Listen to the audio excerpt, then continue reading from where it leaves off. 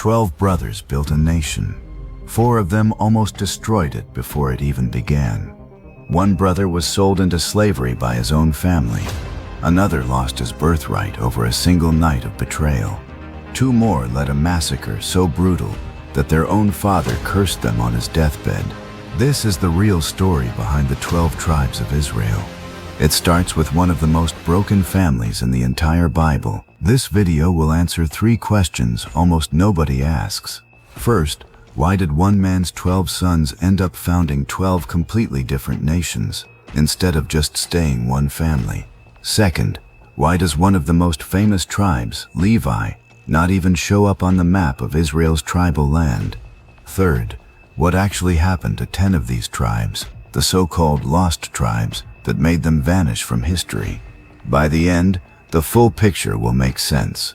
It explains a lot about how the rest of Israel's story plays out in the Old Testament. Here is why this matters. These 12 names are not just a boring list in a genealogy chapter that people skip over. Every tribe's personality, territory, and fate traces back to something that happened between these brothers thousands of years ago. Some of it is stranger and darker than most people realize. The man at the center of this story is named Jacob. He was later renamed Israel after a strange nighttime wrestling match with a divine being. Jacob had 12 sons, but not with one wife. He had 4 different women bearing his children, and the tension between them shaped everything that followed. Leah was his first wife, though he did not choose her. Jacob's uncle Laban tricked him into marrying Leah first. Only after that could Jacob marry the woman he actually loved, Leah's younger sister Rachel. Leah gave Jacob 6 sons: Reuben, Simeon, Levi, Judah, Issachar, and Zebulun. Rachel struggled for years to have children of her own.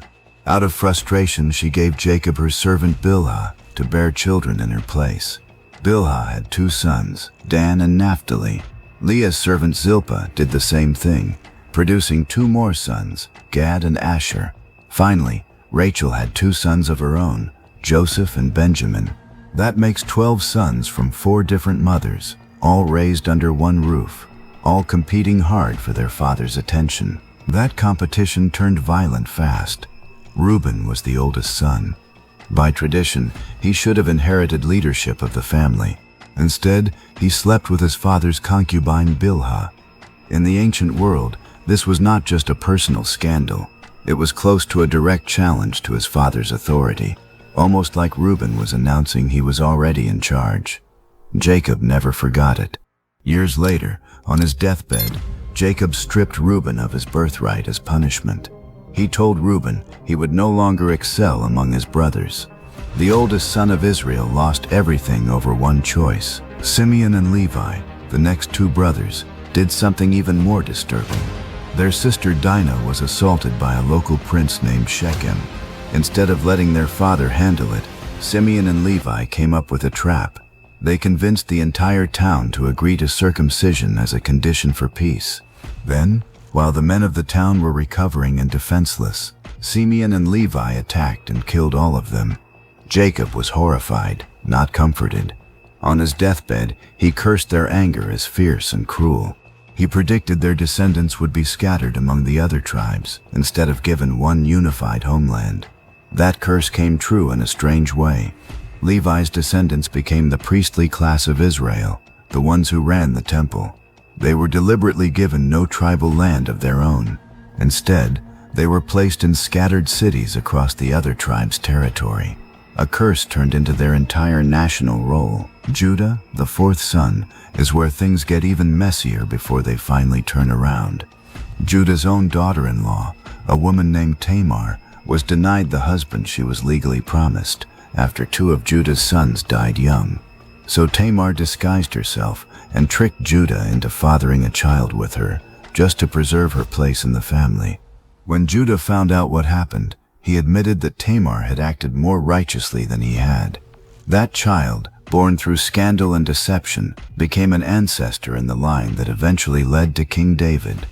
Later, according to the New Testament, that same line led to Jesus. The tribe of Judah, born out of this uncomfortable story, went on to become the most powerful and enduring tribe in Israel's history. Then there is Joseph, the favorite son. He is the one who got the famous coat and the prophetic dreams that made his brothers furious enough to sell him into slavery in Egypt. Joseph's story of betrayal, of rising to power in Egypt, and of eventually forgiving his brothers is one of the most quoted stories in the whole Bible. But here is something many people miss. Joseph's tribe does not actually appear as one single tribe on the map either. Instead, his two sons, Ephraim and Manasseh, each became their own full tribe. So instead of 12 equal pieces of land split among 12 brothers, the real division on the ground looked different. Levi got scattered cities instead of land. Joseph's inheritance got split in two through his sons. The number 12 stays consistent in the naming, but the reality underneath it is far messier than a simple list suggests. This is where the story takes its darkest turn. Israel eventually split into two separate kingdoms. A northern kingdom formed from 10 of these tribes, and a southern kingdom formed from Judah and Benjamin. The northern kingdom was conquered by the Assyrian Empire around 722 BC. The Assyrians had a brutal but effective strategy for controlling the people they conquered. They deported large portions of the population to other parts of their empire. Then they resettled foreign peoples into the land that was left behind. The 10 northern tribes were scattered across the Assyrian Empire. After that, historical records mostly go quiet on them. They became known as the Lost Tribes of Israel. What actually happened to them afterward is one of the most debated mysteries in biblical history. Only Judah, Benjamin, and the priestly line of Levi stayed clearly traceable after that point. That is part of why the word Jew itself comes from the tribe of Judah. For thousands of years afterward, entire communities and movements have claimed some connection to these lost tribes. Some of these claims come from groups in Africa and Asia. Others come from theories that started in Europe and America.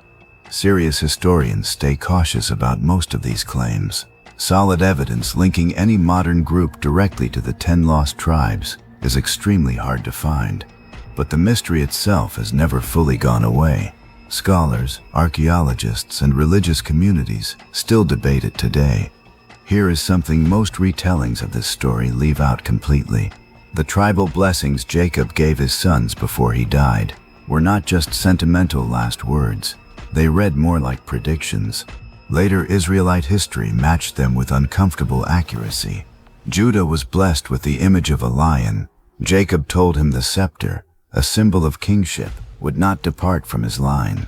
Centuries later, King David came from the tribe of Judah. The entire royal dynasty of Israel's most powerful kingdom traced back to this one blessing.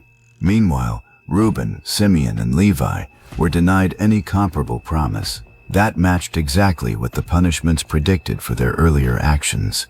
A dying man's words about his 12 sons ended up shaping the political map of an entire nation for the next 1,000 years. There is one more detail that rarely makes it into the shorter versions of this story. Benjamin, the youngest son, was born under tragedy.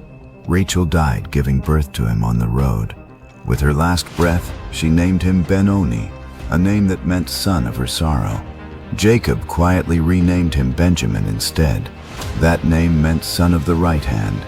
Jacob refused to let his youngest child carry a name built entirely out of grief.